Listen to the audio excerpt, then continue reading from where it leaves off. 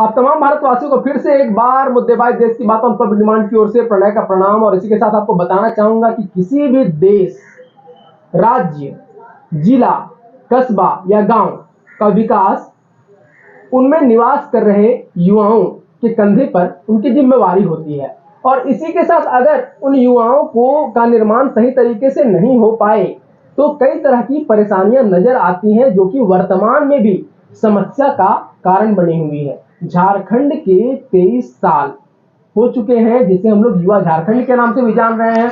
लेकिन इस युवा झारखंड में युवाओं की क्या हालत है, क्या हालात हैं और क्या वो बेहतर प्रयास नहीं करना चाहते, इन तमाम विषयों पर बात करने के लिए आज हमारे साथ एक शख्स मौजूद है जिनका नाम है बब्बन बैठा।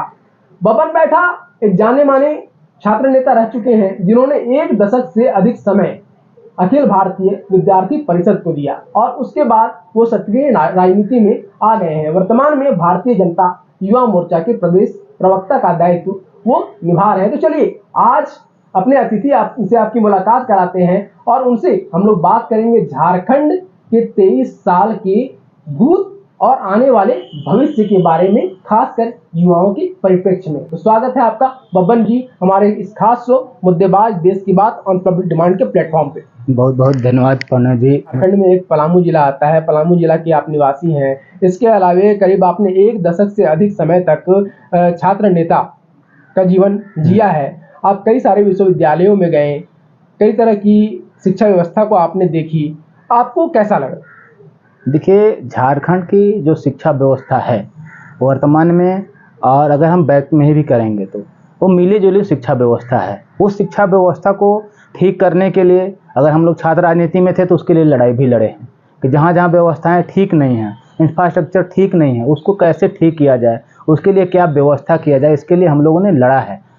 झारखंड में कुलपतियों से लड़ा है, हमने राज्यपाल को ज्ञापन दिया है, हमने सरकार के खिलाफ प्रोटेस्ट किया है कि हम लोग को जो झारखंड की वर्तमान की शिक्षा की व्यवस्था है उसको ठीक कैसे किया जाए। क्योंकि यहाँ के जितने भी छात्र हैं वो कहीं ना कहीं हायर एजुकेशन के लिए बाहर जाना पड़ता है। झारखंड में उस तरह की व्यवस्था है नहीं। अगर उस तरह की व्यवस्था है तो उनको पढ़ाई के बाद उसी कैंपस के माध्यम से उनको नौकरी नहीं मिल पाती है। तो थोड़ी व्यवस्था अगर हम देखें कि झारखंड की शिक्षा व्यवस्था थोड़ी बहुत मिली जुली है, क्योंकि बेस्ट नहीं कहा जा सकता है। निचले पायदान से ऊपरी पायदान की अगर हम जाते हैं, प्राथमिक शिक्षा से उच्च शिक्षा की ओर जाते हैं, तकनीकी शिक्षा की ओर जाते हैं, तो क्या हमारे राज्य में ऐसा इंफ्रास्ट्रक्चर है कि 100% हम ऐसी शिक्षा दे पा रहे हैं जिससे लोगों को रोजगार मिल पाए या नौकरी मिल पाए?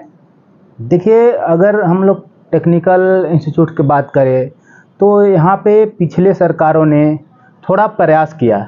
ऐसे सेंट्रल यूनिवर्सिटी खुले, यहाँ पे आईआईटी है, आईआईएम है, एनएलयू है, तो ऐसे संस्थान झारखंड में खोला गया। इनके माध्यम से पढ़ाई के साथ साथ यहाँ से डायरेक्ट रोजगार भी मिलता है। आप लोग भी जानते हैं, बाकी सभी लोग जो यहाँ पढ़ते हैं वो जानते हैं। बाकी ऐसे झारखंड में पिछले बार 3 मेडिकल कॉलेज खोला गया, नए 3 मेडिकल कॉलेज, तो उसके माध्यम से भी रोजगार की सृजन किया जा सकता है, पढ़ाई किया जा सकता है। बाकी और अभी व्यवस्था करने की आवश्यकता है ताकि झारखंड के विद्यार्थियों को यहाँ के अलावा कहीं बाहर ना जाना पड़े। टेक्निकल अगर शिक्षा की बात करें तो उनको झारखंड में मिल सके। वर्तमान में जो व्यवस्था पिछली सरकार ने किया वही व्यवस्था वर्तमान में है। अगर हम अभी वर्तमान की बात करें तो अभी नए 5 सालों में कोई नए टेक्निकल इंस्टीट्यूट खुले नहीं झारखंड के अंदर, या कोई मेडिकल कॉलेज नहीं खोला गया। जो मेडिकल कॉलेज चल रहे हैं उनकी व्यवस्था को भी दुरुस्त नहीं किया गया है। तो ये सब चीज़ें हैं झारखंड के अंदर जिसको ठीक किया जा सकता है हायर एजुकेशन के लिए, टेक्निकल इंस्टीट्यूट के लिए। जब भी काम किया तो उच्च शिक्षा को लेकर ही किया है, लेकिन मेरा सवाल जो होगा जहाँ से उसकी नींव पड़ती है, इसका मतलब है कि प्राथमिक और बुनियादी शिक्षा व्यवस्था पर। तो झारखंड राज्य की बात करेंगे तो यहाँ शिक्षा व्यवस्था में और खास करके बच्चों को पढ़ाने के लिए एक प्रयास किया गया कि मिड डे मील की सुविधा उपलब्ध कराई गई। और मिड डे मील की सुविधा देने के बाद शिक्षा व्यवस्था में क्या सुधार हुआ या नहीं? देखिए, अगर हम प्राथमिक विद्यालय की बात करते हैं तो प्राथमिक विद्यालय में हम जानते हैं कि गांव में जो स्कूलें हैं वो स्कूलों को कहीं एक शिक्षक के माध्यम से विद्यालय चल रहा है, कहीं 2 शिक्षक के माध्यम से विद्यालय चल रहा है, बच्चे हैं 400, 500, 1000 तक। उसको शिक्षा को हम बेहतर कैसे कर सकते हैं जब तक हमको शिक्षकों की बहाली नहीं लेंगे। जितने स्टूडेंट हैं उसके अनुपात में शिक्षकों की बहाली होगी, तब वो व्यवस्थाएं ठीक होगी। और बात है कि मिड डे मील इसलिए चालू किया गया कि जो विद्यार्थी, झारखंड थोड़ा सा गरीब भी कहा जा सकता है, गरीब राज्य भी है, अगर उस विद्यार्थी को स्कूल से जोड़ने का एक माध्यम था मिड डे मील, कि कहीं दोपहर में उनको घर ना जाना पड़े भोजन करने के लिए, स्कूलों में वो व्यवस्था हो जा रही थी। उस व्यवस्था के माध्यम से विद्यार्थी को पढ़ने का थोड़ा सा ललक उनके अंदर आए ताकि शिक्षा से जुड़ सके, इसलिए मिड डे मील को शुरू किया गया। लेकिन अभी मिड डे मील के झारखंड में क्या स्थिति है वो सब किसी से छुपा हुआ नहीं है। मिड डे मील ही बनाने में शिक्षकों के समय बीत जा रहे हैं, बनवाने और बनाने में। मिड डे मील में जिस तरह से घोटाले सामने आ रहे हैं, उस तरह के घोटाले से तो हमको नहीं लगता है कि जो प्राथमिक विद्यालय की व्यवस्थाएं हैं वो ठीक हो सकता है। अगर उसके ऊपर की हम लोग बात करते हैं, मुख्य रूप से जो शिक्षा व्यवस्था है, उच्च स्तरीय शिक्षा व्यवस्था और तकनीकी शिक्षा व्यवस्था। तकनीकी शिक्षा व्यवस्था मुख्य रूप से इसलिए दिया गया ताकि लोग खुद से रोजगार सृजित कर अपना जीवन यापन कर सकें, है ना। अगर मान लीजिए किसी के पास कोई स्किल्स नहीं है तो कई बार होता है कि जॉब अपॉर्चुनिटी से मिस कर जाते हैं। लेकिन उसके इतर अगर देखा जाए तो वैसी शिक्षा व्यवस्थाएं जिसमें हम चाहते हैं कि नहीं हम व्याख्याता बने या किसी अन्य प्रशासनिक पद को सुशोभित करें, लेकिन क्या उस तरीके की शिक्षा व्यवस्था यहाँ पे है, शिक्षा प्रणाली है, हम सही तरीके से पढ़ाई कर पा रहे हैं झारखंड राज्य में, या फिर युवा सिर्फ पेन और पेपर पकड़कर अपने जीवन को सिर्फ गति देने का प्रयास कर रहे हैं, गति दे नहीं पा रहे हैं।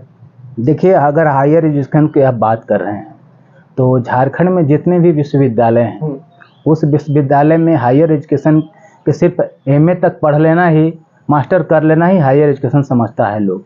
लेकिन उसके बाद पीएचडी आता है। पीएचडी की क्या स्थिति है पूरे झारखंड में वो हम लोग सभी जान रहे हैं। किसी यूनिवर्सिटी में रेगुलर वे में पीएचडी का एंट्रेंस नहीं होता है। एंट्रेंस सभी विश्वविद्यालयों में बंद है। किसी विश्वविद्यालय में एंट्रेंस के माध्यम से पीएचडी के लिए नामांकन के लिए अगर फॉर्म अप्लाई किया जाता है, उस समय में भी भ्रष्टाचार सामने आ जाती हैं। जो स्टूडेंट हायर एजुकेशन की पढ़ाई कर रहे हैं, जो पीएचडी कर रहे हैं, उनकी पीएचडी समय पे पूर्ण नहीं हो रहा है। और समय पे पूर्ण इसलिए नहीं हो रहा है कि झारखंड के किसी भी यूनिवर्सिटी के द्वारा पढ़ने वाले छात्रों को कोई भी उनका राशि नहीं दिया जाता पीएचडी का कोर्स पूरा करने के लिए। पिछली सरकार जो थी हायर एजुकेशन के लिए एक विद्यार्थियों को महीना में 15,000 रुपया देने के कैबिनेट में पास कराया था, 2 टर्म दिया भी गया। ये सरकार आई, वो हायर एजुकेशन में उनको बंद कर दिया गया उस शिक्षा को, उस पैसे को अगर देता तो समय पे लोग अपना पीएचडी या कोर्स वर्क या जो भी रिसर्च से जुड़ी बातें हैं उसको समय पे पूरा कर पाते। आज गरीब जो विद्यार्थी हैं किसी तरह एंट्रेंस पास करते हैं, किसी तरह नेट अप्लाई करके और पीएचडी में एडमिशन लेते हैं, उनकी पीएचडी समय पे पूरा नहीं हो पाता है। ये तो पढ़ने वाले छात्रों की बात है। जो यहाँ के प्रोफेसर हैं, जब से झारखंड राज्य बनी है, राज्य में जो भी शिक्षक हैं, जो प्रोफेसर हैं, उनको प्रोन्नति नहीं दिया गया। प्रोन्नति नहीं देने का ये परिणाम हुआ कि झारखंड के किसी भी विश्वविद्यालय में एक भी झारखंड के रहने वाले प्रोफेसर वीसी नहीं हैं। वो बाहर के आ रहे हैं, कहीं बिहार से आ रहे हैं, कहीं छत्तीसगढ़ से आ रहे हैं, कहीं यूपी से आ रहे हैं। वो इसलिए आ रहे हैं कि झारखंड में यहाँ जो असिस्टेंट प्रोफेसर है उनको प्रोफेसर में प्रोन्नति नहीं दिया गया। जो हायर एजुकेशन के डायरेक्टर बनते हैं वो कहीं ना कहीं वो भी कुछ नहीं कर पाते। वो तो पढ़े लिखे आते हैं लेकिन वो भी सरकार के चंगुल में फंस जाते हैं और सरकार के बातों में उलझ जाते हैं, इसलिए उनको ऊपर भी वो झारखंड की हायर एजुकेशन की बात नहीं कर पाते हैं। झारखंड राज्य की अगर हम बात करेंगे ना, तो यहाँ पे जब स्नातक कर लेते हैं, इसका मतलब है कि जब ग्रेजुएट हो जाते हैं तो तमाम युवाओं की आंखों में ना अलग तरह के सपने दिखते हैं। और सपने दिखने के बाद क्या होता है कि वो लोग रात रात भर पेन, पेपर और मेज, कुर्सी, यही 4 चीज़ें उनके पास होती हैं जिनका सहारा लिए वो बैठते हैं। आस होती है उनको कि नहीं वैकेंसी आएगी, मैं भरूंगा और क्वालिफाई करूंगा। कई लोग इसी तपस्या में कहीं ना कहीं सुनने में आता है कि 7 साल बीत गए, 8 साल बीत गए, 10 साल बीत गए, लेकिन नहीं हुआ। इसके पीछे नाकामी क्या उस एक विद्यार्थी की है, उस एक अभ्यर्थी की है, या फिर जो आयोग जेएसएससी और जेपीएससी है इनकी है? देखिए, छात्रों को इसमें कोई गलती नहीं है। छात्र समय पे पढ़ाई करते हैं, उसके लिए पुरजोर तैयारियां करते हैं। मैंने देखा है, हम भी छात्र हैं, हमने देखा है, लोगों के साथ पढ़ा है। रात रात भर लोगों ने पढ़ता है, रात रात भर विद्यार्थी पढ़ के अपना कंपटीशन की तैयारी करते हैं। और जैसे ही कंपटीशन की बात आती है, या तो पेपर लीक हो जाता है, या तो कहीं ना कहीं से तरह से एग्ज़ाम का डेट बढ़ जाता है, और जो छात्र हैं वो पढ़ते पढ़ते पढ़ते उनका उम्र निकल जाता है, और झारखंड में बहाली इधर 5 सालों में नहीं हो पा रहा है। जो भी बहालियाँ हो रही है वो पिछली सरकारों का किया गया, उनके द्वारा निकाला गया फॉर्म के आधार पर ही बहाली हो रहा है। अगर अभी हम देखें वर्तमान सरकार में, तो इन 5 सालों में जो विद्यार्थी हैं उनको पढ़ाई सिर्फ हुआ है, लेकिन उनकी नौकरी अभी भी नहीं हो पाई है। हम ऐसा नहीं कि किसी सरकार के ऊपर कटाक्ष कर रहे हैं, पर अगर देखा जाए कि वर्तमान की जो सरकार है, वो सरकार में उन्होंने बोला था कि झारखंड का युवाओं का ये वर्ष होगा, ये जो लास्ट वर्ष है युवाओं के लिए वर्ष है, वैकेंसियों का वर्ष होगा। हम लोग सभी जानते हैं ये वैकेंसियों का वर्ष नहीं हुआ, ये बहालियों का वर्ष नहीं है। अब बोला गया था कि अगर हम नौकरी नहीं लेंगे तो बेरोजगारी भत्ता देंगे, ये भी खत्म हो गया। आपका सरकार भी जाने वाली है, 2 महीना में हमको लगता है आचार संहिता लग जाएगा, चुनाव आ जाएंगे सामने। आप युवाओं को ठगने का काम किए हैं। 28 विधायक हैं एनडीए गठबंधन दल के मुख्य रूप से, और खासकर भाजपा की बात होती है सामने में, तो उनका तो कहना है कि नहीं, भाजपा फिलहाल झारखंड में अपना अस्तित्व बचा रही है, तो फिर आप बोल रहे हैं कि नहीं सरकार अपना अस्तित्व बचाने की फिर में लगी है। नहीं, अस्तित्व सरकार जो सरकार है उस सरकार पे उंगली उठा। हम विपक्ष में हैं, विपक्ष में हम काम कर रहे हैं, हमको अस्तित्व बताने की जरूरत नहीं है। भारतीय जनता पार्टी दुनिया का सबसे बड़ा संगठन है, वो झारखंड में नहीं है, पूरे भारत में एस्टेब्लिश संगठन है। अस्तित्व बचाना है झारखंड मुक्ति मोर्चा को, कि जो हम लोग युवाओं के साथ वादा किया था कि हम बेरोजगारी भत्ता देंगे, हम 7,000 5,000 देंगे, नौकरी देंगे, अगर नौकरी हर एक साल 5 लाख देंगे। उन्होंने तो स्पष्ट रूप से यहाँ पे कहा कि वैकेंसी आपने हो सकता है निकाली हो, लेकिन उसके जो फुलफिलमेंट करने थे और जिन लोगों को इम्प्लीमेंट करना था और जो नौकरियां सुनिश्चित करानी थी वो उन्होंने करवाया। उन तो स्पष्ट रूप से कहते हैं इस बात को। अगर ऐसा बात है तो वनरक्षी का बहाली कौन लिया, दरोगा का बहाली कौन लिया, +2 हाई स्कूल मिडिल स्कूल की बहाली कौन लिया, पंचायत सचिव का बहाली कौन लिया, ये सब तो हमारी सरकारों ने लिया है। 3 मेडिकल कॉलेज कौन खोला, महिला विश्वविद्यालय कौन खोला, श्यामा प्रसाद विश्वविद्यालय कौन खोला, जितना भी निजी विश्वविद्यालय खोला उन्होंने कौन खोला, तो हमारी सरकार ने। शिक्षा की बात करेंगे तो हम लोगों ने खोला है। आपने क्या खोला बता दीजिए, आप कितना नौकरी दिए, आप सामने लाइए। आप तो घोषणा पत्र में लाए थे कि हम नौकरी देंगे, नहीं तो नौकरी से संन्यास ले लेंगे। 25 लाख नौकरी कहाँ है? भारत क्या झारखंड के युवाओं पूछ रहे हैं कि 25 लाख नौकरी का क्या हुआ। अगर 25 लाख नौकरी निकली होती तो झारखंड के लगभग स्टूडेंट आज नौकरी में होता। जो लोग तैयारी कर रहे हैं, जो रात दिन बढ़ के मेहनत कर रहे हैं, वो नौकरी ले लिए होते। लेकिन सीजीएल को देख लीजिए और बहालियाँ देख लीजिए, पेपर लीक हो जाता है, तो छात्र कैसे अपना काम पढ़ाई करे, किस भरोसे करे कि नहीं हम रात दिन पढ़ के तैयारी कर रहे हैं, क्या हम एग्ज़ाम दिए उसका रिजल्ट हो पाएगा कि नहीं हो पाएगा। इम्प्लीमेंट करते तो सामने दिखता। वो तो हमारे द्वारा निकाला हुआ बहाली आप ले रहे हैं, आप नया क्या किए हैं वो बताना चाहिए। कई सारी विसंगतियां देखने को मिली है और इसके बाद लगातार भारतीय जनता युवा मोर्चा ने प्रदर्शन भी किया, आक्रोश रैलियां निकाली, पुतले जलाएं, लेकिन इसका परिणाम क्या निकला अभी तक? परिणाम ये है कि झारखंड की सरकार जो है वो युवाओं को जोश से डर गई है, और वो जान रही है कि अगर हम युवाओं के लिए कुछ नहीं करें तो यही युवा है जो झारखंड में सत्ता परिवर्तन करता है। ये युवा जाग चुका है, झारखंड में सत्ता परिवर्तन के मूड में है। लगातार आप सत्ता परिवर्तन की बात कर रहे हैं, झारखंड मुक्ति मोर्चा और कांग्रेस को उखाड़ फेंकने की बात कर रहे हैं, लेकिन अगर इसके बाद भी देखा जाए तो 2019 में विधानसभा चुनाव हुआ, अंतिम विधानसभा चुनाव, उसके बाद इन 5 सालों में अगर देखते हैं, मतलब जो कार्यकाल अभी चल रहा है फिलहाल 2024 तक का, इस बीच में हमारे नजर से करीब 8 से 9 विधानसभा उपचुनाव हुए। उसमें भारतीय जनता पार्टी कहाँ रही? देखिए, उपचुनाव में कहीं ना कहीं सेंटिमेंटल वोट होता है। सेंटिमेंटल वोट के आधार पे लोकल कैंडिडेट को वोट दिया लोगों ने। ऐसा नहीं कि हमारा वोट परसेंट बढ़ा नहीं है, हम जहाँ जहाँ पे उपचुनाव हुआ सभी में हमारा वोट परसेंट बढ़ा है, हम कुछ मार्जिन से चुनाव हारे हैं। ऐसा नहीं कि लोग, लेकिन एक सेंटिमेंट भी कुछ काम करता है, उस सेंटिमेंट के आधार पे उन्होंने उनको दे करके जिताया है। लेकिन आने वाले दिनों में देख लीजिए, वही जो जीत के आए हैं वही इस बार चुनाव हारेंगे। ऐसा नहीं है, सेंटिमेंट होता है, मृत्यु कुछ लोगों का हुआ, उनका सेंटिमेंट जुड़ता है, इसके आधार पे वो जीत के आते हैं। लेकिन इस बार जो जीत के आए हैं, जो जनता के वादों पे खरा नहीं उतर पाए हैं, जनता के मुद्दों को लेकर के नहीं आए हैं सामने, उनका जवाब इस बार मिलेगा। चुनाव में। बिल्कुल, एक बहुत बड़ा फैक्टर नजर आ रहा है। आप देख रहे होंगे कि एक नई पार्टी कह ले या फिर उनको निर्दलीय प्रत्याशी कह ले, लेकिन आपके सामने तो है और बड़े फैक्टर के रूप में उभर कर सामने आए हैं जयराम महतो और उनकी पार्टी के लोग। क्या कहेंगे आप? देखिए, जयराम महतो युवा हैं और उनका क्या विजन है वो अभी तक क्लियर नहीं है। वो कभी झारखंड की खतियान की बात करते हैं, कभी 1932 की बात करते हैं, कभी डोमिसाइल की बात करते हैं।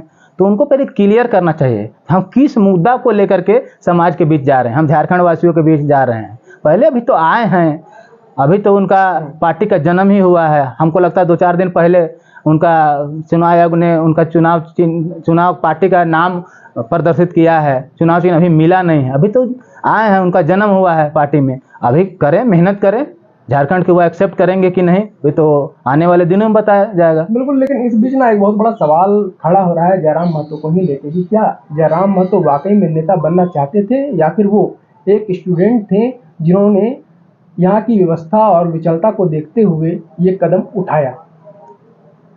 जो जयराम महतो जी हैं वो शुरू से नेता बनना चाहते थे। वो स्टूडेंट थे कब? स्टूडेंट रहते तो स्टूडेंट की तरह पढ़ाई करते। उन्होंने शुरू से राजनीति किया है, एक मौका उठाया झारखंड में कि इस मौका को भुनाया, मौका भुना करके अपने आप को स्थापित किया। वो तो राजनीति करना ही चाहते हैं। किस मुद्दों पे राजनीति करना चाहते हैं, वो उनका क्या डिमांड रहेगा और किस मुद्दों को उठा के वो समाज में आएंगे। और उनका नेता अभी कौन है? सिर्फ जयराम महतो हैं क्या? जयराम महतो के पार्टियों में भी फूट दिखने के लिए समय समय पे मिल रहा है। कोई अपने आप को नेता मान रहा है, कोई रांची से अपने आप को स्थापित कर रहा है, टिकट अनाउंस कर लिया अपना कि हम लड़ेंगे ही, नहीं लड़ेंगे तो हम दूसरे निर्दलीय फिर लड़ेंगे। तो पहले वो अपने पार्टी के लोगों को संभाल लें, उसके बाद चुनाव में आए। स्वागत है उनका। इस बीच जो एक मुद्दा आता है कि एनडीए गठबंधन ने करीब 13 साल से अधिक समय तक झारखंड राज्य में राज किया, तो फिर स्थानीय नीति और नियोजन नीति को बनाने में इतनी देर क्यों? जो पार्टी रातों रात कुछ भी कर सकती है उसको इतनी देर क्यों लगी? देखिए, भारतीय जनता पार्टी के नियोजन नीति या स्थानीय नीति की अगर बात करें तो हमारा तो स्पष्ट था। हमने 1985 को लेकर के आया और उसके आधार पे हमने बहालियाँ भी लिया है, उसी के आधार पे हम काम भी कर रहे हैं और हम फिर कर रहे हैं कि हम सत्ता में आएंगे तो मेरा जो वो स्थानीय नीति हम लोगों ने अपनाया है उसी स्थानीय नीति पे काम करेंगे। ये जो पार्टियां हैं ये कभी 1932 की बात करते हैं, फिर उस चीज़ को भूल जाते हैं। हमारा तो स्पष्ट है और हमने उसको लागू करके हमने बहालियाँ भी लिए, नौकरी भी लोग कर रहे हैं। लेकिन 1932 का जो टी-शर्ट पहन के विधानसभा में जो लोग गए थे वो पूछे कि 1932 के आधार के स्थानीय नीति जो आपने अपनाया है क्या? अगर अपनाया है तो कितने लोगों को, स्थानीय लोगों का नौकरी हुआ? आज आप नौकरी की लिस्ट निकाल के देखेंगे तो यूपी के लोग आएंगे, बंगाल के लोग आएंगे, बिहार के लोग आएंगे। अगर 1932 का खतियान लागू होता, स्थानीय लागू होता तो यहाँ के लोगों को नौकरी होती। यहाँ के लोगों को नौकरी क्यों नहीं हो रही है? क्या 1932 से पहले के लोग हैं जो बिहार के आ रहे हैं या बंगाल के आ रहे हैं या यूपी के आ रहे हैं? ये उनसे पूछना चाहिए। हमारा तो स्थानीय स्पष्ट है कि हमने 85 को माना है, उसके आधार पे हम काम कर रहे हैं। झारखंड के युवा वर्तमान समय में जो यहाँ पे उच्च शिक्षा प्रणाली है, जो विधि है, उसको लेकर कई तरह के सवाल उठा रहे हैं और यहाँ के तमाम शैक्षणिक संस्थानों को वो एजुकेशनल अड्डा का नाम दे रहे हैं। अड्डा का नाम इसलिए क्योंकि वहाँ पे विद्यार्थी सिर्फ जाते हैं, कभी पढ़ाइयाँ होती हैं, कभी बच्चे वापस लौट आते हैं। कभी आप देखेंगे कि पास आउट तो हो गए लेकिन उसके बाद सड़कों पर फाइल लेकर भटकते नजर आते हैं, नौकरियां नहीं मिलती। और अगर सभी को अंडा मुर्गी फल सब्जी ही बेचना हो तो लोग फिर ये एमए बीएड पीएचडी क्यों करें? दूसरी तरफ एक चीज़ और देखते हैं, उच्च शिक्षा तब पूरी मानी जाती है जब कोई अच्छा उम्मीदवार, अच्छा विद्यार्थी पीएचडी कर ले। लेकिन अपने राज्य में पीएचडी की क्या इतनी सीटें हैं जो हर व्यक्ति, हर बच्चा पीएचडी कर सके? ऐसा कुछ है? और खासकर उनके लिए जो लोग वाकई उनके हकदार हैं। देखिए, हायर एजुकेशन में हम पहले भी बात किए, अभी भी हायर एजुकेशन की अगर बात करेंगे तो जो व्यवस्थाएं हैं उस व्यवस्थाओं को अगर आप दुरुस्त करेंगे तो जितने भी पीएचडी के सीटें हैं यूनिवर्सिटी वाइज मंगा लिया जाए, विभाग वाइज मंगाया भी, पेपर में कुछ दिन पहले आया था, उस पर आप लीजिए ना, उतनी विद्यार्थियों को तो आप पीएचडी करवाइए। वो जितने विद्यार्थी के लिए सीटें आवंटित हैं उनके लेकर के तो आप पीएचडी करवा लीजिए। आपके यहाँ सीट क्यों खाली जा रही हैं? आपके यहाँ सीट खाली अगर जा रहे हैं तो उतने विद्यार्थियों का भविष्य भी जा रहा है।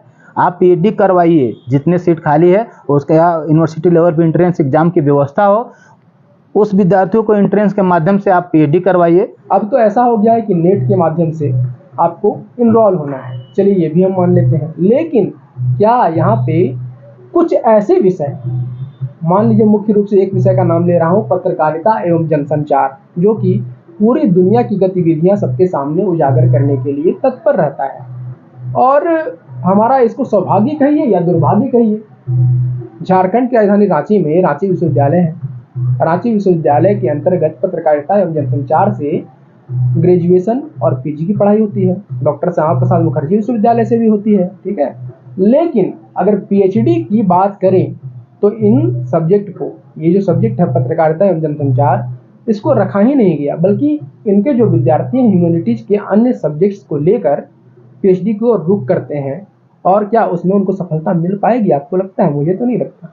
हमको भी ऐसा ही लगता है, क्योंकि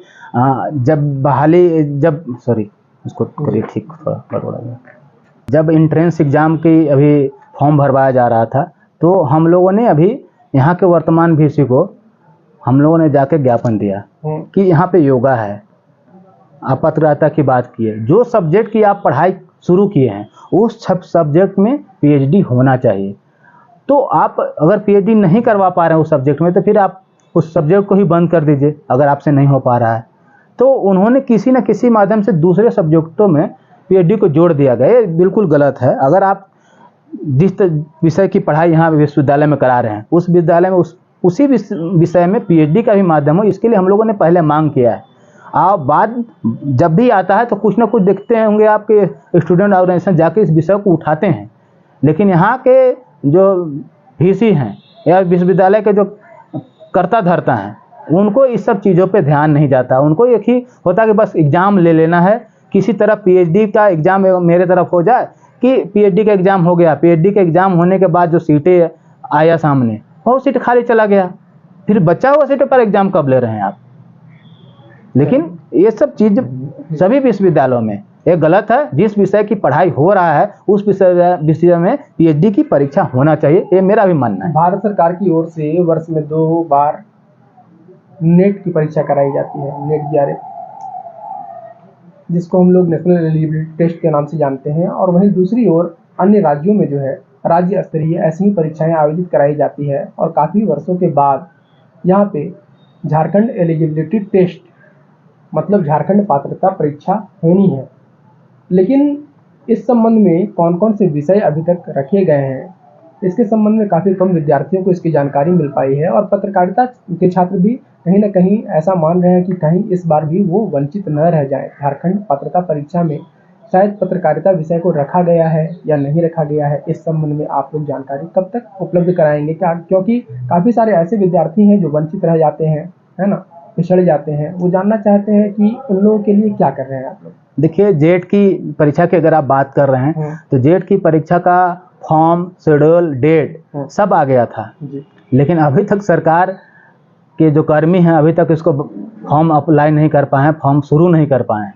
तो हमको तो नहीं लगता कि ये सरकार में करा पाएगा। अगर करा पाते हैं तो जो भी सब्जेक्ट सामने दिए हैं वो सब्जेक्ट को ऊपर के साथ जो सब्जेक्ट रह गए हैं उसके लिए हम लोग मांग करेंगे। अगर फॉर्म आता है तो हम तुरंत हमारे जो साथी हैं साथ में जा कर के हम हायर एजुकेशन के डायरेक्टर से बात करेंगे या हम राज्यपाल से बात करेंगे कि जो सब्जेक्ट यहाँ पढ़ाई जाती है उस पर भी पीएचडी की व्यवस्था हो। हमारा एक प्रतिनिधिमंडल जाके बात करेगा। लेकिन हमको अभी फिर आपसे बोल रहे हैं कि जेट की परीक्षाओं का डेट तक आ गया है झारखंड में, आप लोग भी जानते होंगे, लेकिन हमको नहीं लगता है कि उस पर डेट से निकल गया। जो डेट आया था वो निकल गया और अभी तक अगली डेट कब आएगा हमको नहीं लगता है कि सरकार रहते ही ले पाएगी। इसलिए इस पे बात करना तो सही है, पर सरकार इस पे ले पाएगी कि नहीं ले पाएगी सरकार को सोचने की आवश्यकता है।